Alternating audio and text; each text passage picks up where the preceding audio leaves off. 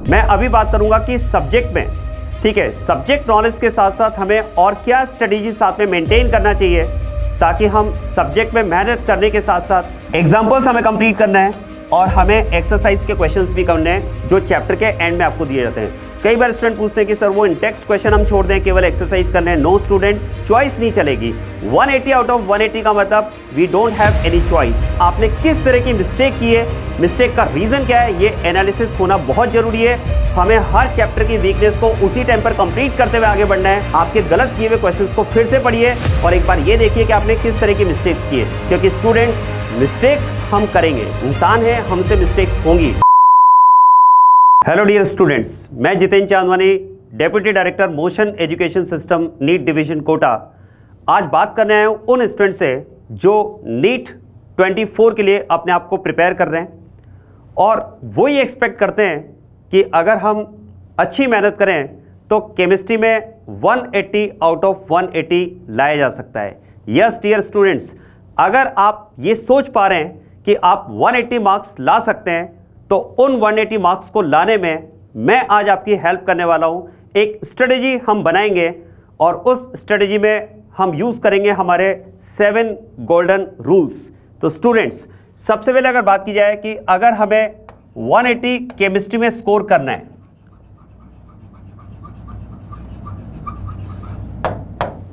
ठीक है, 180 out of 180 हमें केमिस्ट्री में स्कोर करना है, ये हमारा टारगेट है।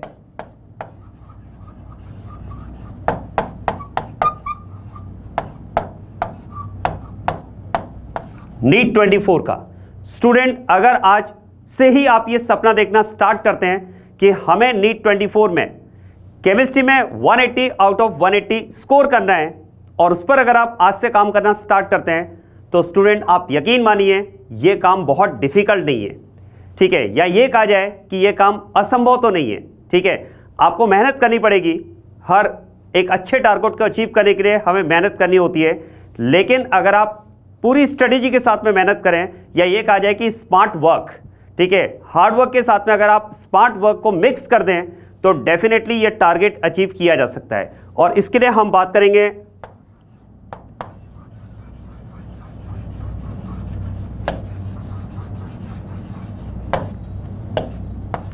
सेवन गोल्डन रूल्स की। मैं केमिस्ट्री में सब्जेक्ट के बारे में बात नहीं करूंगा, उसके लिए हम एक अलग से वीडियो बनाएंगे कि फिजिकल केमिस्ट्री, इनऑर्गेनिक केमिस्ट्री और ऑर्गेनिक केमिस्ट्री में हम चैप्टर्स को किस तरह से प्रिपेयर कर सकते हैं, किस तरह से कंसेप्चुअली हम उसे तैयार कर सकते हैं। मैं अभी बात करूंगा कि सब्जेक्ट में, ठीक है, सब्जेक्ट नॉलेज के साथ साथ हमें और क्या स्ट्रेटेजी साथ में मेंटेन करना चाहिए ताकि हम सब्जेक्ट में मेहनत करने के साथ साथ जो टारगेट लेकर चल रहे हैं 180 आउट ऑफ 180 का, वो हम स्कोर कर पाएं। तो इन 7 गोल्डन रूल्स में मैं फर्स्ट गोल्डन रूल आपके सामने रखने जा रहा हूं और वो हमारा गोल्डन रूल होगा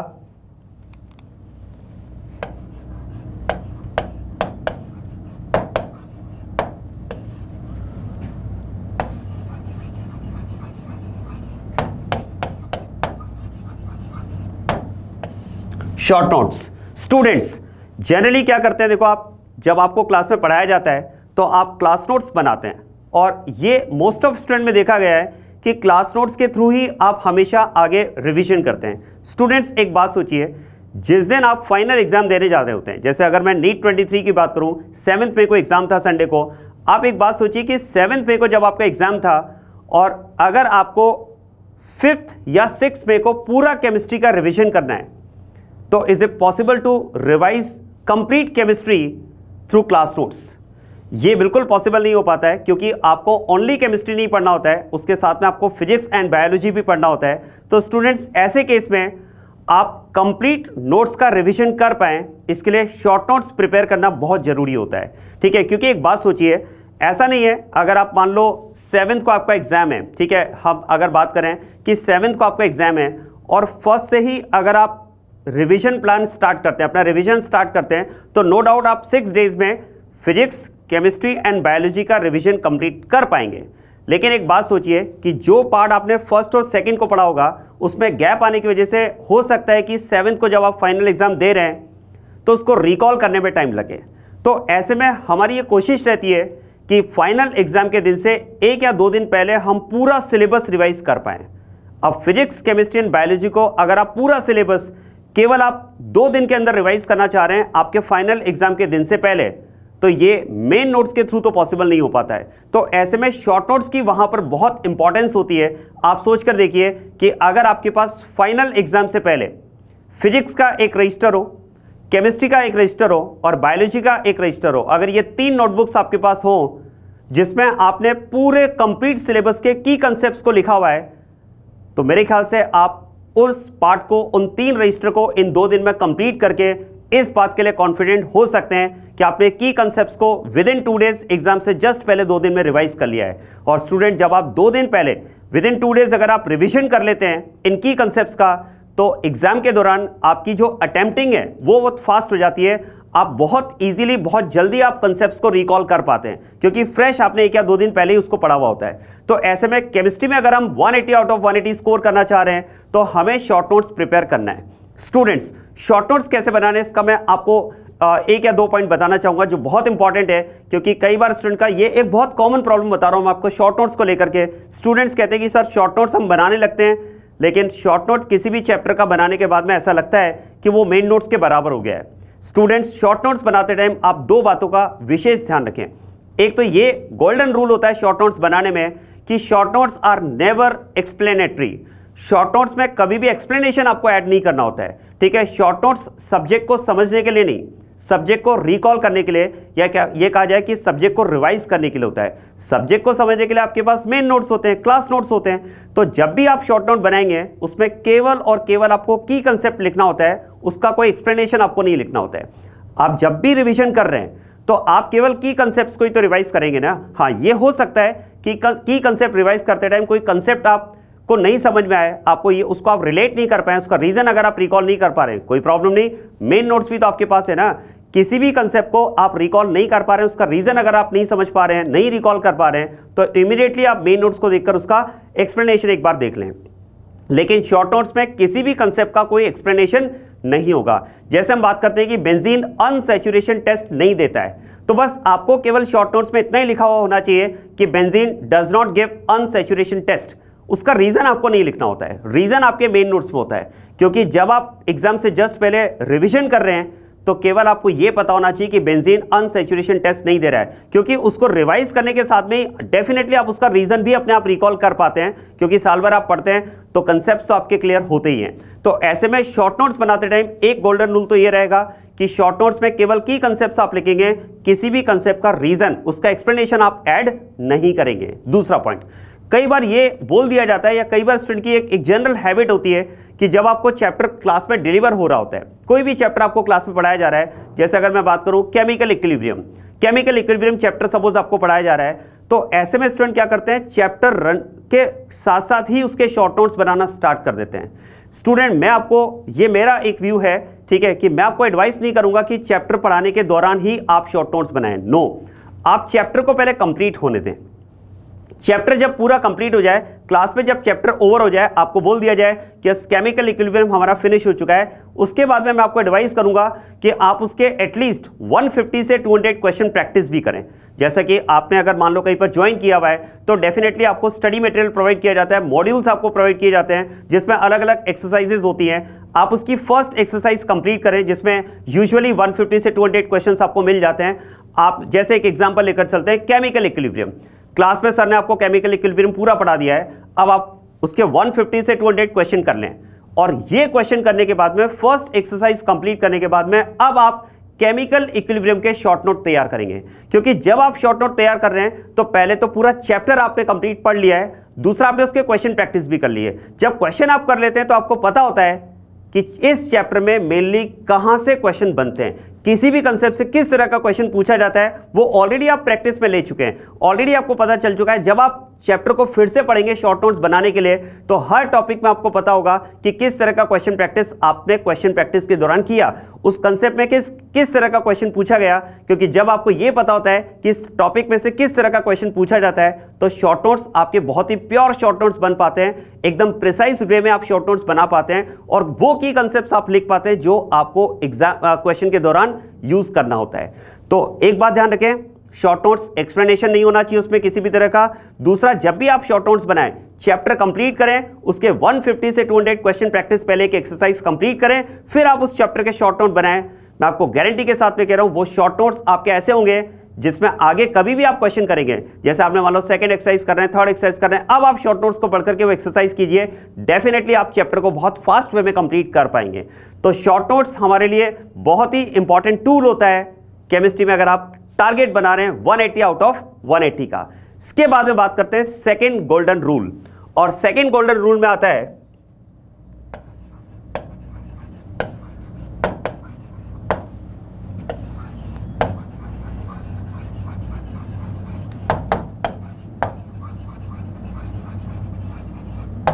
क्वेश्चन प्रैक्टिस।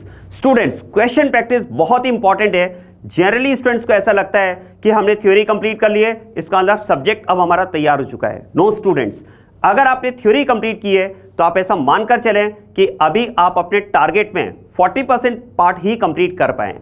जब तक आप क्वेश्चन प्रैक्टिस कंप्लीट नहीं कर लेते हैं, इवन मैं कहूंगा सफिशिएंट क्वेश्चन प्रैक्टिस नहीं कर लेते हैं, तब तक आप सब्जेक्ट को कंप्लीट प्रिपरेशन के मतलब अपनी प्रिपरेशन को 100% नहीं कंसीडर कर सकते। आप मानकर चलें थ्योरी कंप्लीट करने का मतलब आपकी प्रिपरेशन 40% कंप्लीट हुई है। क्वेश्चन प्रैक्टिस इंपॉर्टेंट है, ये 60% आपकी प्रिपरेशन का पार्ट होता है। जब आप theory plus question practice complete कर लेते हैं तभी आप उसे 100% प्रिपरेशन आप मानकर चलिए। स्टूडेंट्स, पॉइंट आता है कि क्वेश्चन प्रैक्टिस का सोर्स क्या होना चाहिए।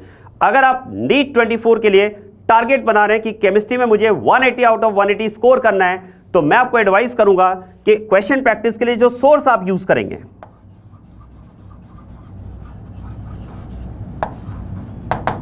तो स्टूडेंट्स डेफिनेटली आप प्रिपरेशन कर रहे हैं तो कोई ना कोई सिस्टम के साथ में आप जुड़ करके प्रिपरेशन कर रहे होंगे। आपने जहां भी ज्वाइन किया हुआ है, स्टूडेंट्स इस बात का ध्यान रखें क्योंकि वहां पर स्टडी मटेरियल आपको प्रोवाइड किया जाता है, तो जो मॉड्यूल्स आपको प्रोवाइड किए जाते हैं, एक तो सोर्स आप ये यूज करने वाले हैं मॉड्यूल्स, जो स्टडी मटेरियल पैकेज आपको दिया जाता है वो मॉड्यूल्स आप कंप्लीट करें। ठीक है, उसमें यूजुअली क्वेश्चंस आपको एक्सरसाइज के फॉर्म में दिए होते हैं, first exercise, second exercise, third exercise, ठीक है, वो आप कंप्लीट करेंगे। इसके अलावा आपको डेली प्रैक्टिस पेपर,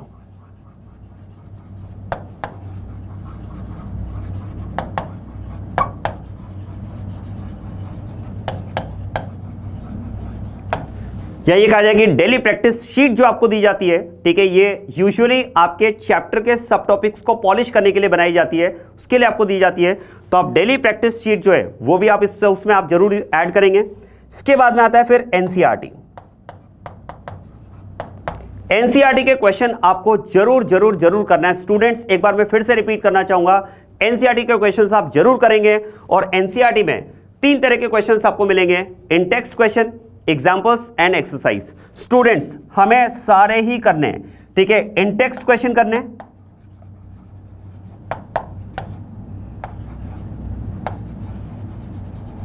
एग्जाम्पल्स हमें कंप्लीट करना है, और हमें एक्सरसाइज के क्वेश्चंस भी करने हैं जो चैप्टर के एंड में आपको दिए जाते हैं। कई बार स्टूडेंट पूछते हैं कि सर वो इन टेक्स्ट क्वेश्चन हम छोड़ दें, केवल एक्सरसाइज करने हैं। नो स्टूडेंट, चॉइस नहीं चलेगी। 180 आउट ऑफ 180 का मतलब we don't have any choice, we have to complete all the questions of NCERT. तो इसमें आप इन टेक्स्ट क्वेश्चन करेंगे, एग्जांपल्स भी करेंगे और एक्सरसाइज भी करेंगे। इसके अलावा आपको क्लास इलस्ट्रेशन, जो क्लास में आपको क्वेश्चंस करवाए जाते हैं, ठीक है, जो भी टीचर आपको क्वेश्चंस प्रोवाइड कर रहा होता है क्लास में, जो एक कंसेप्ट के साथ में आपको टीचर क्वेश्चन करवाते हैं, आप यकीन मानिए वो टीचर अपने पूरे एक्सपीरियंस के साथ में क्वेश्चन करवाते हैं, और वो क्वेश्चन सबसे इंपॉर्टेंट क्वेश्चंस होते हैं क्योंकि वो क्वेश्चंस आपके कंसेप्ट्स को भी क्लियर करते हैं और नीट में उनके आने की प्रोबेबिलिटी भी काफी हाई होती है। तो जो क्लास इलस्ट्रेशंस हैं, क्लास में जो क्वेश्चंस आपको करवाए गए हैं, उन क्वेश्चंस को आप बहुत अच्छे से तैयार करेंगे। इसके अलावा PYQs, ठीक है, लास्ट 10 ईयर्स में नीट में, या ये कहा जाए ऑल इंडिया PMT में, मेडिकल एंट्रेंस एग्जाम में जितने भी केमिस्ट्री पर बेस्ड क्वेश्चन पूछे गए वो सारे क्वेश्चन आपके तैयार होने चाहिए, उनमें से किसी भी क्वेश्चन में आपको डाउट नहीं होना चाहिए। और इसके अलावा आप और प्रैक्टिस को पॉलिश करने के लिए, या ये कहा जाए कि 180 आउट ऑफ 180 स्कोर करने के लिए आप जेईई मेंस के लास्ट 3 और 4 इयर्स के क्वेश्चन पेपर्स भी कर सकते हैं। तो ये टोटल सोर्सेस आपको अपनी क्वेश्चन प्रैक्टिस में ऐड करने हैं। मॉड्यूल कंप्लीट करना है, डेली प्रैक्टिस शीट आपको करना है, एनसीईआरटी आपको कंप्लीट करना है, जिसमें तीनों ही टाइप के क्वेश्चंस आप करेंगे, इन टेक्स्ट, एग्जाम्पल्स और एक्सरसाइज। क्लास इलस्ट्रेशंस आपको बहुत अच्छे से तैयार करना है, पीवाईक्यूज आपको तैयार करने हैं, और इसके अलावा जेईई मेंस के आप लास्ट 3 या 4 ईयर्स के क्वेश्चन पेपर्स भी करेंगे। ये क्वेश्चन प्रैक्टिस आपकी होना बहुत बहुत जरूरी है अगर आपने टारगेट बनाया है 180 आउट ऑफ 180 का। इसके बाद में बात करते हैं गोल्डन रूल नंबर 3।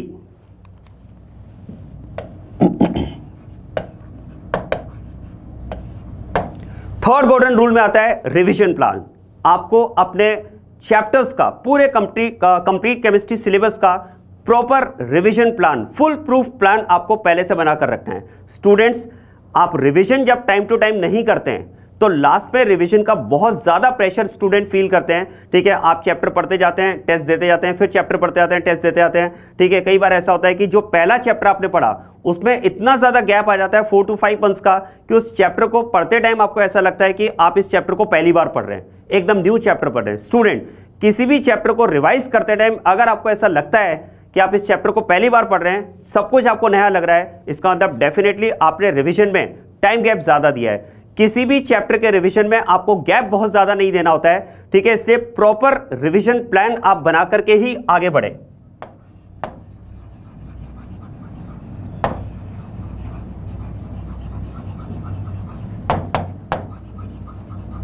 इसका फुल प्रूफ प्लान आपका तैयार होना चाहिए। हर चैप्टर को आप टाइमली रिवाइज करते जाएं। स्टूडेंट, एक बात का और ध्यान रखें, जब भी आप चैप्टर का रिवीजन करते हैं, ठीक है, रिवीजन का भी प्रॉपर स्ट्रेटेजी होना चाहिए। ठीक है, ये कई बार देखा गया है, जैसे मान लो आप इलेक्ट्रोकेमिस्ट्री का रिवीजन कर रहे हैं। ठीक है, अब इलेक्ट्रोकेमिस्ट्री का रिवीजन मान लो आपने डिसाइड किया है कि आज मेरा चैप्टर पहले कंप्लीट हो चुका है, 1 मंथ पहले चैप्टर मेरा कंप्लीट हो चुका है और आज मुझे इसका रिवीजन करना है। ठीक है, जब आप रिवीजन करते हैं तो जैसे मान लो आपने डिसाइड किया कि आज मैं इवनिंग में 5 o'clock अपना रिवीजन पार्ट स्टार्ट करूंगा, तो आप क्या करते हैं, 4:50 पर रूम में अपने स्टडी चेयर पर आ जाते हैं, टेबल पर आ जाते हैं और 10 मिनट का पहले तो वेट करते हैं, बस 5 o'clock होने के साथ में मैं अपना रिवीजन स्टार्ट करूंगा। ठीक है, सब कुछ एकदम तैयार, 10 मिनट तो वहां चले गए हमारे। जैसे ही 5 o'clock आपका टाइम स्टार्ट हुआ, सबसे पहले आपने चैप्टर्स खोल करके अपने नोट्स को ओपन कर करके आप सबसे पहले चैप्टर का टाइटल पढ़ते हैं, इलेक्ट्रोकेमिस्ट्री। ऐसा क्यों भाई? हम टाइटल का रिवीजन क्यों कर रहे हैं? हम चैप्टर के नेम का रिवीजन क्यों कर रहे हैं? नो, रिवीजन का मतलब एकदम फास्ट काम करना है हमें। ठीक है, और उसके बाद में आप क्या करते हैं, वर्ड टू वर्ड थ्योरी को पूरा पढ़ते हैं। और जब वर्ड टू वर्ड आप मेन नोट्स में से थ्योरी को पूरा पढ़ते हैं तो इट टेक्स टाइम। ये इतना टाइम टेकिंग हो जाता है कि क्वेश्चन प्रैक्टिस का आपके पास टाइम बचता ही नहीं है, क्योंकि आपके पास केवल रिवीजन का ही टारगेट नहीं है, जो करंट में टॉपिक चल रहे हैं वो भी आपको प्रिपेयर करने होते हैं। तो स्टूडेंट, किसी भी चैप्टर का रिवीजन करने का ये तरीका नहीं है कि आप उसे वर्ड टू वर्ड थ्योरी को पूरे मेन नोट्स में से पढ़ रहे हैं। नो, जैसे कि मैंने आपसे कहा, आपके पास शॉर्ट नोट्स तैयार होने चाहिए। आप उस शॉर्ट नोट्स में से कंसेप्ट्स को एक बार फास्ट रीड कर लें और उसके बाद में देखो, मुझे ऐसा लगता है कि विद इन 3 आवर्स, ठीक है, विद इन 3 आवर्स आपको किसी भी चैप्टर का रिवीजन कंप्लीट कर लेना चाहिए। अब विद इन 3 आवर्स अगर हम चैप्टर का रिवीजन कंप्लीट कर रहे हैं तो how is it possible and how we have to do it? हमें इस 3 घंटे में करना क्या क्या है? 3 घंटे में चैप्टर कंप्लीट करने का, रिवीजन कंप्लीट करने का मतलब ये नहीं है कि 3 आवर्स तक हम उसका पूरा थ्योरी ही पढ़ते रहेंगे। नो, हमें क्या करना है, देखो, सबसे पहले हम 1 आवर में, ठीक है, सबसे पहले 1 आवर में हमें इसका थ्योरी पार्ट कंप्लीट कर लेना है। ठीक है, हमें इसका थ्योरी पार्ट कंप्लीट कर लेना है और उसके लिए आपके पास शॉर्ट नोट्स होना बहुत जरूरी है। आप शॉर्ट नोट्स में से उस पूरे चैप्टर के कंसेप्ट्स को एक बार अच्छे से रिकॉल कर लें। जब आप कंसेप्ट को रिकॉल कर रहे हैं तो हो सकता है, जैसा कि मैंने आपसे कहा, हम शॉर्ट नोट्स में कोई एक्सप्लेनेशन नहीं दे रहे हैं, तो हो सकता है किसी कंसेप्ट का रीजन आपको नहीं समझ में आ रहा हो। आप मेन नोट्स को भी साथ में रखो, मेन नोट्स में से उसका रीजन एक्सप्लेनेशन देखते हुए आगे बढ़ते जाओ एंड विद इन 1 आवर आप इसका थ्योरी पार्ट कंप्लीट करो। अब आपको क्या करना है, नेक्स्ट 1 आवर, ठीक है, नेक्स्ट 1 आवर में आपको इसका करना है क्वेश्चन प्रैक्टिस और 1 घंटे में आपको क्वेश्चन प्रैक्टिस करना है। तो बिल्कुल आप यहां पर नीट फॉर्मेट के अकॉर्डिंग इस पर्टिकुलर चैप्टर के 45 क्वेश्चन का एक सेट आप तैयार रखें, 45 क्वेश्चन का सेट आप तैयार रखें जो आपको विद इन 1 आवर कंप्लीट करना है। ठीक है, ये 45 क्वेश्चन का सेट आपका पीवाईक्यूज हो सकता है, ठीक है, या आपके माइनर टेस्ट के क्वेश्चन पेपर हो सकते हैं, क्योंकि ये 45 क्वेश्चन मेरे वो क्वेश्चन होने चाहिए जिसमें मेरा पूरा चैप्टर कवर हो रहा हो। क्या मेरी बात क्लियर हो रही है? जैसे मान लो आप केमिकल इक्विलिब्रियम चैप्टर का रिवीजन कर रहे हैं या इलेक्ट्रो केमिस्ट्री का आप रिवीजन कर रहे हैं, ठीक है, तो 3 घंटे में आपको कैसे रिवीजन कंप्लीट करना है? पहले 1 घंटे में आपने शॉर्ट नोट्स और अगर कहीं एक्सप्लेनेशन में प्रॉब्लम है तो मेन नोट्स को रेफर करते हुए आपने उसका थ्योरी पार्ट कंप्लीट किया। अब नेक्स्ट 1 आवर में आपको इसके 45 क्वेश्चन का सेट आपके पास ऐसा अवेलेबल होना चाहिए जिसमें पूरा चैप्टर कवर हो रहा हो, ठीक है। उन 45 क्वेश्चन को आप विद इन 1 आवर कंप्लीट करेंगे और मैं आपको एडवाइस करूंगा कि यहां पर आप OMR का यूज करते हुए इस 45 क्वेश्चन का सेट कंप्लीट करें, ठीक है। अब उसके बाद में जब आप चेक करेंगे तो हो सकता है कि इन 45 क्वेश्चन में से आप 35 क्वेश्चन कंप्लीट कर पाए। ऐसा हो सकता है कि 35 क्वेश्चन आपके सही हो गए, ठीक है। मान लेते हैं 5 क्वेश्चन वो रहे जो आपके अनअटेम्प्टेड रहे, ठीक है। 5 क्वेश्चन आपके अनअटेम्प्टेड रहे, राइट। और ऐसा हो सकता है कि 5 क्वेश्चन आपके रॉन्ग हो गए, कोई प्रॉब्लम नहीं। इसका मतलब इस पूरे चैप्टर में मैं 35 क्वेश्चन कर पा रहा हूं, मतलब 35 क्वेश्चन से रिलेटेड जो कंसेप्ट्स हैं, जो थ्योरी है, वो तो मेरी पूरी तैयार है। केवल मेरा जो वीक पार्ट है वो ये 10 क्वेश्चन का वीक पार्ट है, कोई प्रॉब्लम नहीं। ये जो 10 क्वेश्चन आपके गलत हुए हैं, अभी हमारे पास 1 आवर हमने इसी बात के लिए सेव किया हुआ है कि जो भी थ्योरी में से चैप्टर में से मेरा वीक पार्ट होगा उस वीक पार्ट को मुझे कंप्लीट करना है। तो अब मैं क्या करूंगा, इन 10 क्वेश्चन से रिलेटेड जो भी सब टॉपिक्स हैं उसकी थ्योरी को मैं यहां पर पूरा रिवाइज कर लूंगा और फिर से मैं इन 10 क्वेश्चंस को कंप्लीट करूंगा। डेफिनेटली मेरे 10 क्वेश्चन बन जाएंगे और फिर भी नहीं बनते तो आप टीचर से हेल्प लेकर के इसको कंप्लीट करें। तो इस तरह से आप प्रॉपर रिवीजन प्लान बना करके चैप्टर्स को कंप्लीट करेंगे। This is golden rule number 3। बात करते हैं गोल्डन रूल नंबर 4 की।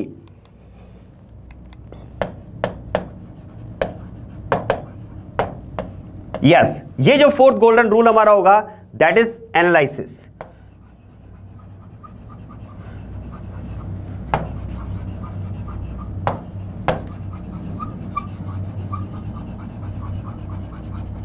जब भी आप क्वेश्चन प्रैक्टिस कर रहे हैं, आप चाहे रूम पर क्वेश्चन प्रैक्टिस कर रहे हैं या आप अपने माइनर टेस्ट दे रहे हैं अपने इंस्टीट्यूट में, आप अपनी परफॉर्मेंस का एनालिसिस जरूर करेंगे। स्टूडेंट टेस्ट पेपर होने के बाद में उसको साइड में रख देते हैं और अगले टेस्ट पेपर के टारगेट को लेकर के आगे बढ़ने लग जाते हैं। नो, उससे पहले आपने जो टेस्ट दिया है, जो क्वेश्चन आपने किए, उन क्वेश्चंस में आपने किस तरह की मिस्टेक की है, मिस्टेक का रीजन क्या है, ये एनालिसिस होना बहुत जरूरी है।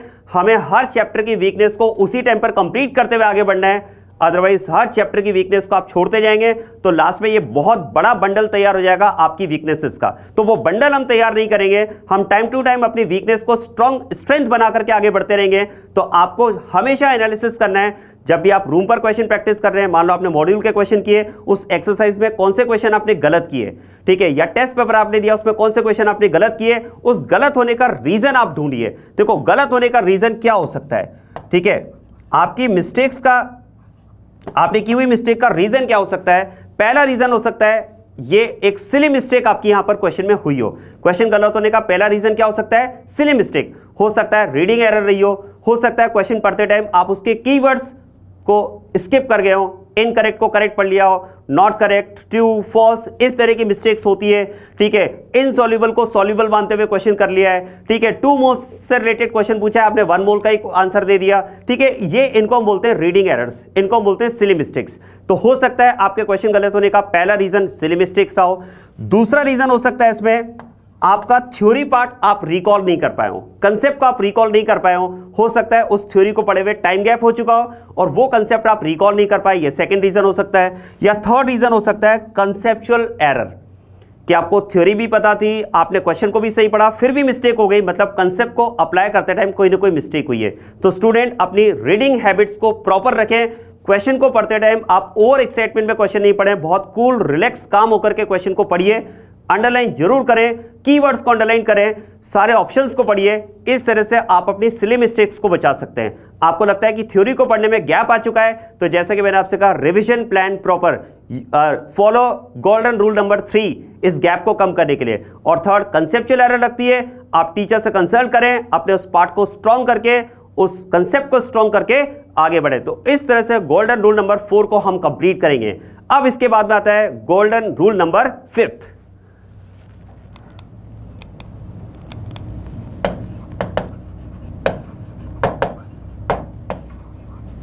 यस, गोल्डन रूल नंबर 5 की अगर बात की जाए तो इस रूल में हमें यहां पर काम करना है एनसीईआरटी पर, ठीक है, इसमें हमें काम करना है एनसीईआरटी पर।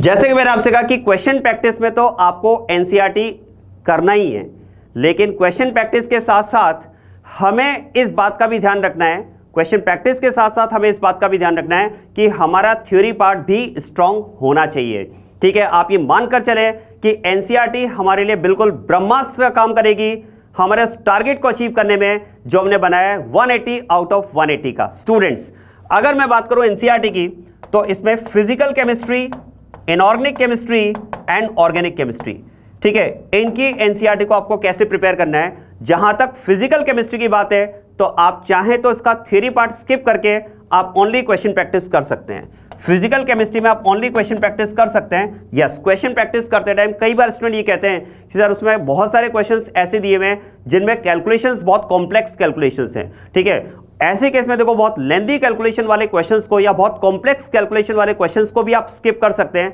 क्योंकि एनसीईआरटी जो बनाई गई है वो जेई और नीट दोनों स्टूडेंट के लिए एनसीईआरटी कॉमन है। तो हो सकता है कुछ जेई लेवल के क्वेश्चंस के आपको इस तरह के कुछ कॉम्प्लेक्स कैलकुलेशंस आपको मिले तो उन क्वेश्चंस को आप स्किप कर सकते हैं, क्योंकि यूजुअली नीट में इतने कॉम्प्लेक्स कैलकुलेशन वाले क्वेश्चंस आपसे नहीं पूछे जाते हैं। तो यस, फिजिकल केमिस्ट्री में अगर हम एनसीईआरटी की बात कर रहे हैं तो वहां पर क्वेश्चन प्रैक्टिस कंप्लीट करने के साथ में हमारा काम बन जाएगा।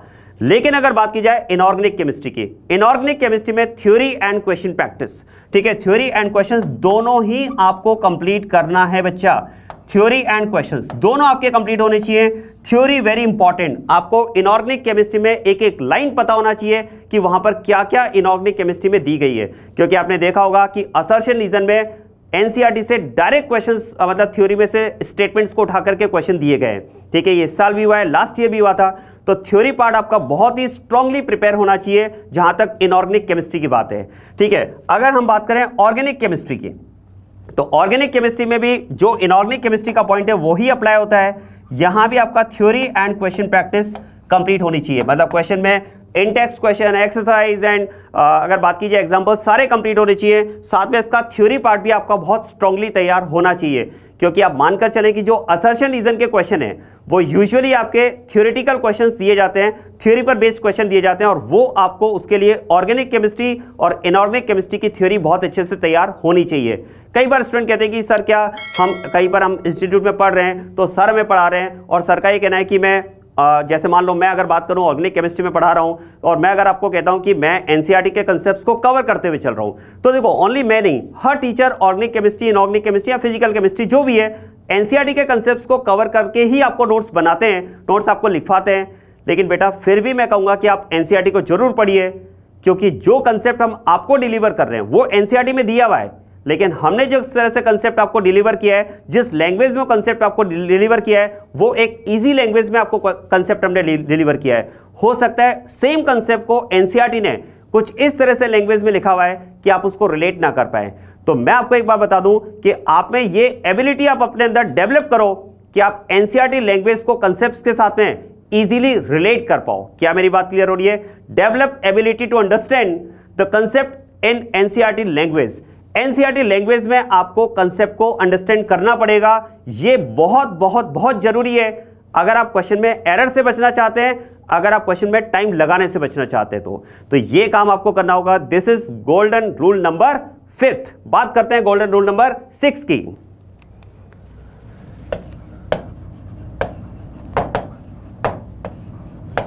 गोल्डन रूल 6 की अगर बात की जाए तो यहां पर पॉइंट आता है कि जब भी आप क्वेश्चन प्रैक्टिस कर रहे हैं, जब भी आप क्वेश्चन प्रैक्टिस कर रहे हैं अपने रूम पर, मैं आपको एडवाइस करूंगा कि वीक में कोई भी 2 दिन ऐसे आप डिसाइड करें और उन 2 दिन में आपको पूरे कंप्लीट नीट का एनवायरनमेंट क्रिएट करते हुए आपको प्रैक्टिस करना है। कैसे क्रिएट करेंगे सर? इसमें बिल्कुल आप अपने मोबाइल को स्विच ऑफ कर दें, कोई म्यूजिक नहीं, एकदम बिल्कुल रूम में वो एनवायरनमेंट क्रिएट करें जैसा कि आप फाइनल नीट में एग्जाम सेंटर पर आप फील करते हैं, बिल्कुल वैसा ही आपको एनवायरनमेंट क्रिएट करना है। बिल्कुल 1 आवर का आप टाइम ड्यूरेशन फिक्स कर दें। 45 क्वेश्चंस का set of 45 question, set of 45 question और साथ में OMR। इस बात को ध्यान में रखते हुए कम से कम ट्वाइस अ वीक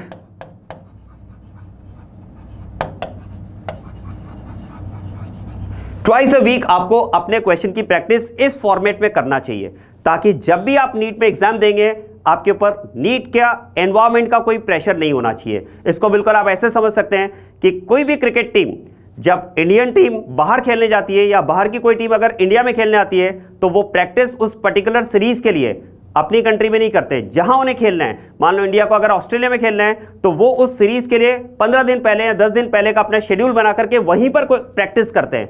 वहीं पर क्यों प्रैक्टिस करते हैं? क्या इंडिया में अच्छे ग्राउंड नहीं है? बहुत अच्छे ग्राउंड है, लेकिन वहां पर इसलिए प्रैक्टिस करना है क्योंकि उन्हें अपना मैच उस एनवायरमेंट में खेलना है। ऑस्ट्रेलिया में अगर उनको मैच खेलना है तो उन्हें उस एनवायरमेंट में अपने आप को ढालना पड़ेगा, अपने आप को वैसा बनाना पड़ेगा। इसलिए 10 से 15 दिन पहले जाकर के वो उस एनवायरमेंट में अपने आप को एक्लेमेटाइज करते हैं, वहीं पर प्रैक्टिस करते हैं ताकि वहां के ग्राउंड, जिस ग्राउंड पर उन्हें परफॉर्म करना है उसमें वो पहले यूज्ड टू हो जाए। तो सेम आप बिल्कुल एनवायरमेंट अपने रूम पर क्रिएट करें, हर वीक कम से कम 2 बार, इस तरीके से। This is golden rule number 6। और गोल्डन रूल नंबर 7 की अगर बात की जाए तो स्टूडेंट,